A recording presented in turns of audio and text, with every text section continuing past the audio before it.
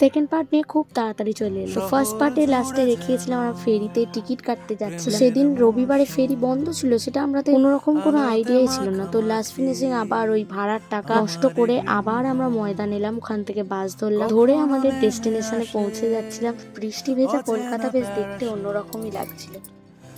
বৃষ্টির দিনে ছাতা নিয়ে কলকাতায় হাঁটার মজাটাই অন্যরকম।